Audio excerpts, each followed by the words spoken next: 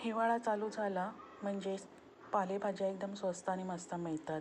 त्यातल्या त्यात मेथीची भाजी आमच्या एकदम आवडीची. आज विचार केला मेथीमध्ये बटाटा टाकून भाजी बनवायची. त्यासाठी मी कढईमध्ये तेल घेतलं, त्यामध्ये 2 मिडियम आकाराचे कांदे घेतले, 3-4 हिरव्या मिरच्या घेतल्या, कमी तिखट आहेत त्या. कांदा थोडा ब्राऊन होईपर्यंत भाजला. त्यामध्ये मेथीची भाजी घेतली. मेथीची भाजी धुवून निथळून चिरून घेतली आहे बारीक. मीडियम आकाराचा बटाटा घेतला आहे. मीठ टाकलं आणि भाजी ढवळून घेतली चांगली. भाजी आळल्यानंतरसुद्धा तुम्ही मीठ टाकू शकता. मी आताच टाकून घेतलं आहे. त्यानंतर मी अर्धी वाटी ओलं किसलेलं खोबरं घालून घेते. खोबरं नसेल तर शेंगदाण्याचा कूटसुद्धा तुम्ही घालू शकता. त्यामुळे भाजीत जे पाणी राहतं थोडंसं ते सुद्धा भाजी सुकी होते आणि फळफळीत होते त्यामुळे.